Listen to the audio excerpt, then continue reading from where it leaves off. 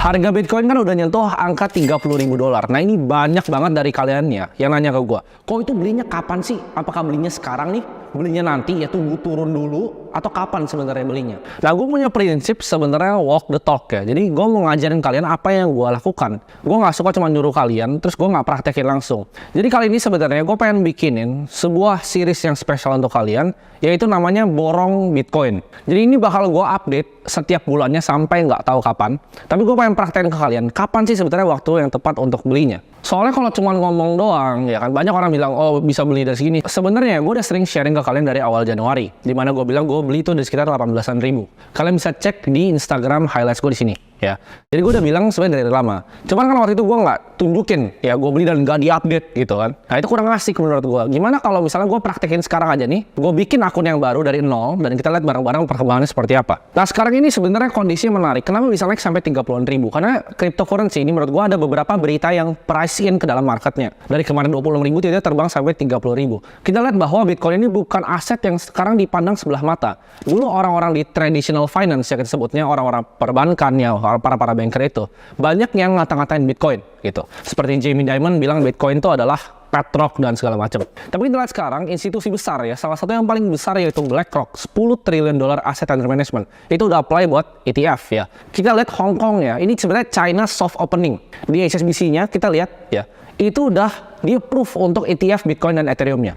Jadi cryptocurrency ini bukanlah aset yang dipandang sebelah mata lagi sama orang-orang pada traditional finance. Kita lihat banyak banget ya, aset management seperti Fidelity, Charles Schwab, Deutsche Bank, dan banyak lainnya menurut gue yang bakal ikut sebentar lagi ya. Ini global udah mulai, dan tinggal tunggu waktu aja semua bank di dunia udah mulai melek terhadap hal ini. Jadi kan mereka ini apply-nya mungkin 8-10 bulan lagi, dimana itu udah dekat-dekat Bitcoin halving ya. Jadi kalau kita beli sebelum mereka di-approve, dan itu uang kan masuk banyak, kalian bisa bayangin nggak sih? iShares Bitcoin Trust ya kan? Brand yang dibawa dengan iShares-nya BlackRock itu sangat besar ya. Jadi orang-orang yang tadinya skeptis itu akan masuk semuanya. Jadi alangkah baiknya kita koleksi sekarang sebelum para perbankan itu di-approve ETF-nya. Ya, buat yang nggak tahu, ETF gue jelasin sederhana. ETF itu Exchange Traded Fund. Ya, itu kayak kalian beli reksadana tapi diperdagangkan di pasar. Ini gue lihat ya, hanya tinggal sebentar lagi kripto jadi mainstream. Sebelumnya gue ngira masih lama nih, mungkin masih 2-3 tahun lagi traditional finance masuk seperti ini. Tapi dalam sebulan belakangan ini berbondong-bondong masuk gitu. Dan gue lihat di sini bahwa 1 miliar ya, 1 miliar rupiah per koin itu bukanlah mimpi belaka. Jadi gue pertama bikin akademi gue. Waktu itu market cap Bitcoin masih $300 billion. Sekarang kita lihat dari 600 billion ya. Bentar lagi $1 triliun. Kalian percaya? Setelah halving itu udah pasti lewat dari $1 triliun market capnya. Ini kalau kita lihat ya dari awal tahun, gue sebenarnya udah bilang ke kalian bahwa gue investasi. Di sini gue nggak ngajak ya. Gue nggak ngajak kalian buat ikutan gue. Ini gue sharing apa yang gue lakukan. Gue masuk di Januari sekitar 18 ribu. Tapi average gue kalau total portofolio gue tuh udah agak tinggi. Di sekitar 24 ribu. Karena gue selalu hantam terus. Nah tapi ini cuma omong doang gitu. Ini cuma omong doang. Kalian bisa percaya, bisa enggak. Tapi kalau yang udah ikutin gue dari Januari, kalian tahu bahwa gue sering sharing. Tapi sekarang gue pengen bikin sesuatu yang lebih transparan. Kalau kita lihat ya, returnnya dari awal tahun, Bitcoin itu ngalahin semuanya. Kalian ngomong indeksnya bond, kalian ngomongin IHSG kita malah -3. Ini kalian chartnya sini ya, di TradingView. Bitcoin tuh bantai semua aset jauh banget, year to date. Ya. Dan kedepannya akan dibantai lebih jauh lagi. Jadi menurut gue nggak ada better aset di dunia ini dibanding Bitcoin untuk sekarang. Lo mau ngomong gold, lo mau ngomong S&P 500 ya, apapun itu kalah sama Bitcoin. Gue itu orangnya simple, karena terlalu banyak yang bilang beli sekarang oke nggak, beli nanti oke nggak. Kita praktekin aja bareng-bareng. Lu ikutin aja kalau gue beli gitu ibaratnya ya. Dan kita lihat nih 2, 3, 4, 5 atau berapapun tahun ke depannya. Gue nggak suka simulasiin kalian bilang gini, oh kalian beli Bitcoin sekarang nanti 10 tahun lagi jadi sekian. Nggak perlu ya. Dan mungkin kalian yang nggak percaya dan malah nyinyir. Jadi kita praktekin aja langsung, kita buka portofolio secara terbuka. Gue mau buktiin ke kalian ya, dengan investasi yang paling simpel ya kan. Gue paling suka kata-kata KISS, keep it simple stupid ya kan. Gue pengen tunjukin kalian, kripto itu nyari uang di sana nggak susah ya. Jadi cukup konsisten dan dengan strategi yang simpel yang kita bisa ikutin setiap bulannya, kalian akan kalahin ya semua aset manager di Indonesia. Di sini gue pengen sharing ke kalian, gue mau kasih tau porto ini yang nanti gue buka ke kalian. Itu pasti ada bulan yang rugi. Namanya semua aset, S&P itu ada turunnya, gold pun ada turunnya, Bitcoin pun terus pasti ada turunnya. Tapi gue akan tunjukin conviction di mana pas gue beli justru pas turun, dan pikiran gue, thought process gue, berita yang sedang ada di market itu seperti apa. Jadi kalian kayak gue tuntun lah, ibarat lu anak SD nih, Ya gue tuntut nih jalan, ikut bareng aja kita gitu. Lu nggak mau ikut nggak masalah, tapi di sini gue mau tunjukin ya. Jangan nanti seriesnya udah 2 tahun, lu lihat wah gila udah dapat berapa dia. Nah sekarang gue pengen bahas metode yang gue akan pakai untuk borong Bitcoin ini ya. Metodenya udah simple banget, namanya borong Bitcoin. Gue cuma akan ngeborong Bitcoin ya. Sebulan dia bilang tiap tanggal berapa? Gue nggak tahu tiap tanggal berapa. Tapi menurut gue di saat waktunya pas gue akan keluarin lagi seriesnya. Jadi bisa sebulan sekali, gue bisa beli sebulan 2 kali gitu. Bisa sebulan 3 kali terserah. Atau bahkan misalnya 2 bulan sekali. Tapi gue akan sharing setiap kali portonya ini gue tambahin dan gue beliin Bitcoin. Nah ini gue mau kasih tahu dulu kalian bilang, bang berarti itu metodenya dollar cost average dong. Setiap tanggal 1 beli enggak? Ya. Ini banyak banget yang salah kaprah tentang dollar cost averaging. Ini gue akan jelasin di sini. Kalian anggap misalnya punya gaji UMR ya, misalnya 5 juta nih, misalnya. Kalian bisa sisihin 10%, 500 ribu untuk berinvestasi di Bitcoin misalnya setiap bulannya. Pertanyaan gue, ya, apakah itu DCA atau lump sum? Kalian coba pikir dulu. Nah ini kalian banyak yang keliru, banyak influencer yang bilang oh DCA. Mereka nggak ngerti DCA itu apa. DCA itu kalian misalnya punya uang 5 juta nih, lu mau cicil 500 ribu dalam 10 bulan itu baru DCA. Tapi kalau gaji lu 5 juta, lu sisihin 500 ribu untuk berinvestasi, lu taruh 500 ribunya itu di sebuah aset, itu lump sum. Karena uang yang lu dapat itu waktu sekian, ya. Lu langsung sisihin, lu taruh. Itu format dari lump sum. Jadi itu bukan dollar cost averaging. Pertanyaannya, kok kenapa nggak di DCA aja kalau kayak gitu? Kenapa kita lump sum seperti ini? Di sini gue bikin video ini, gue nggak mau bikin tentang ngajarin kalian DCA, ngelawan lump sum itu lebih optimal yang mana. Gue hitungin kalian datanya. Lu lihat aja langsung di research di sini. Nanti gue link di bawah ya. Ini research dari Vanguard, lu tinggal download aja, lu baca ya. Lebih optimal mana sebenarnya? Dollar cost averaging atau lump sum? Dan kalau kalian tarik datanya, ya, bagaimanapun caranya di Bitcoin ya, akan selalu lebih efektif untuk kita lump sum dibanding kita DCA. Kecuali kalian tahu nih, DCA-nya pas turun terus gitu. Makanya ada yang namanya dynamic dollar cost averaging, tapi itu ntar aja ya. Jadi ini seriesnya simpel banget. Kalau percaya gue, tinggal ikutin. Tapi gue nggak ngajak sama sekali. Lu nggak invest Bitcoin, gue nggak peduli. Kalau bisa lu nggak invest, kenapa gue bisa invest lebih banyak gitu. Harga lebih sedikit, gue bisa invest lebih banyak. Kalau bisa malah nggak usah diinvest. Nah mungkin akan ada beberapa orang jenius yang coba untuk menantang metode gue ini, ya kan? Ala lu ngajar kripto ribut-ribut segala macam, kenapa nggak coba trading aja? Ini kan apa? Nanti setiap kali gue buka nih harga Bitcoin, ntar bilang oh ini chartnya begini, patternnya begini, kenapa nggak trading aja? Gitu kan? Di sini gue akan kasih tahu ke kalian ya. Memang bisa betul di leaderboard FTX waktu itu yang hancur, di leaderboard Binance itu banyak orang yang bisa trading dengan wah dapat yang gila banget gitu. Kayak contohnya GCR ya dan banyak teman-teman yang lainnya, Trio of Alpha. Mereka bisa dapat return yang wah gila banget. Tapi gue yakin kalian bukan mereka. Gitu. Mereka itu mendedikasikan waktunya ya 24 jam ngeliat market kripto dan berdansa dengan market. Kalau lu siap itu silahkan gitu. Di sini gue nggak bilang nggak bisa trading untuk jadi kaya. Gue tahu ada beberapa teman gue yang bisa trading kripto dan kaya banget. Tapi gue yakin 99% dari nonton ini nggak siap untuk dedikasiin waktunya untuk trading di kripto. Gue yakin kalian banyak punya kesibukan lain. Kalian punya pekerjaan yang lain. Kalian pengen gandain duit kalian. Nah ini cara yang paling simpel yaitu lu fokus aja kerja, tabungnya di sini asetnya. Karena uang itu adalah energi. Ya, aturan pertama dari termodinamika, first law dari thermodynamics adalah energi nggak bisa dihancurkan, ya, energinya hanya bisa dipindahkan. Jadi kalau kita uang itu energi, kita fokusin energi kita di mana? Dan jawabannya gue ketemu di diri gue sendiri adalah gue fokusin energi gue di Bitcoin.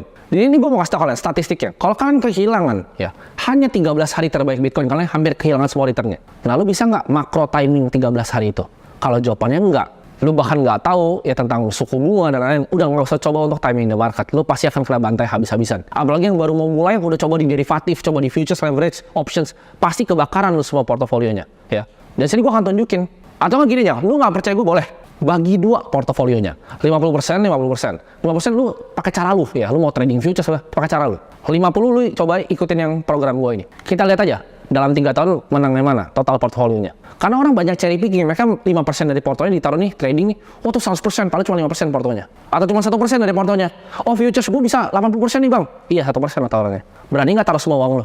Kalau taruh semua uang lo di satu aset, naikin 20%, itu lebih besar dibanding cuma 1% naiknya uang gede-gede gitu kan. Jadi cari cara yang paling optimal untuk gandain uang. Terserah kalian caranya mau apa. Tapi di sini gue mau kasih yang paling gampang sebenarnya untuk diikutin sama orang-orang dalam masyarakat yang luas. Buat yang bisa trading, gue hormat ya, hats off to you. Oke, sekarang mungkin pertanyaan dari kalian, oke, kita beli Bitcoin ini pakai apa? Pakai exchange apa? Gue udah sering bilang ya di Instagram gue dan banyak tempat lain, gue itu nggak suka sama sekali di endorse. Jadi gue tuh biasa tolakin semuanya.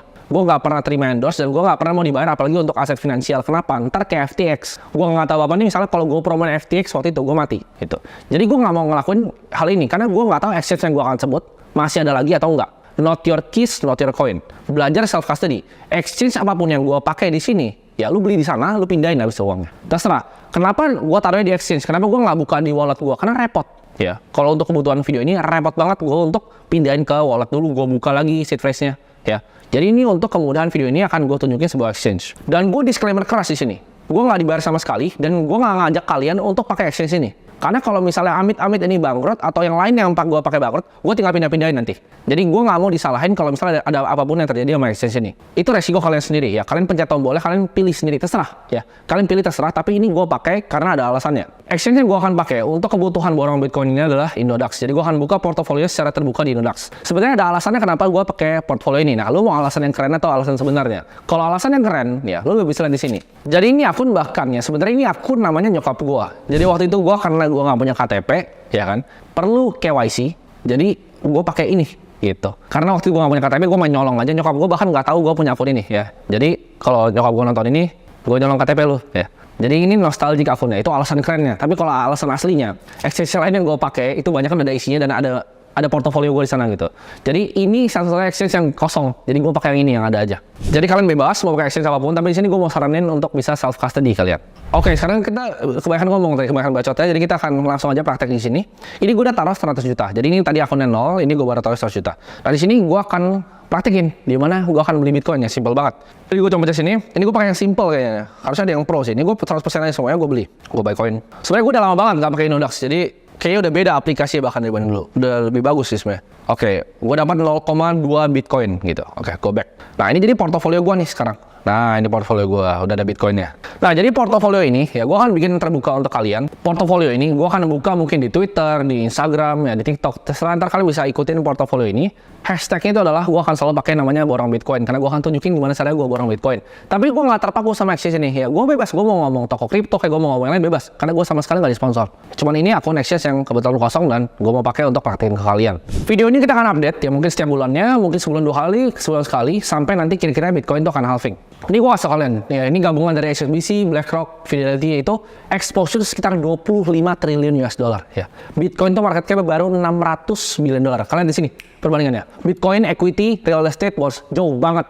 Bitcoin sama credit market aja nggak nyampe 1%. Gue percaya Bitcoin adalah aset terbaik yang pernah diciptakan di dunia ini dan kita akan buktikan tanpa omong kosong. Gue suka banget quotes dari Steve Jobs ya, yaitu marketingnya Apple waktu itu, think different, pikirlah secara berbeda. Kita embrace new paradigm ya, jangan mau jadi dinosaurus yang ketinggalan. Jadi pertanyaan apakah udah kemahalan atau enggak, itu gue beli barusan gitu. Dan gue akan beli terus ya, sampai kalian lihat mau turun bahkan ke 20 ntar gue beliin lagi dan gue tunjukin di sini gitu. Thought proses gue selama proses itu apa. Buat tanya pertanyaan kalian, apakah 30.000 itu kemahalan atau enggak? Jawabannya enggak, buktinya gue baru beli ya. Jadi itu masih jauh banget dari ekspektasi gue, dari target price gue masih jauh banget, dan gue gak akan jual dalam waktu yang singkat. Ini gue akan tahan untuk 10 tahun, 20 tahun, 30 tahun, 40 tahun, 50 tahun gitu bahkan. Jadi ini aset play yang panjang, tapi balik lagi gue nggak tahu if ada force merger apapun ya, bukan tanggung jawab gue karena kalian beli di sini, kalian self custody sendiri ya.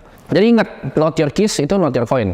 Nah buat yang ngerti maksudnya apa itu, kalian pelajarin dulu ya, apa itu public key, private key, cryptography, hashing dan semuanya kalian pelajarin. Apa itu SHA-256, kalian pelajarin semua secara detail dulu, baru nyemplung ke sebuah aset gitu. Karena saran gue jangan beli kucing dalam karung. Kalau kalian nggak ngerti tentang Bitcoin, kalian nonton ini, ini kayaknya nggak jelas nih Bitcoin, nggak usah beli. Ya, nggak usah beli, lanjutin apa investasi yang kalian ngerti. Jadi ya gitu dong, video simple dan kita akan update terus. Bye-bye.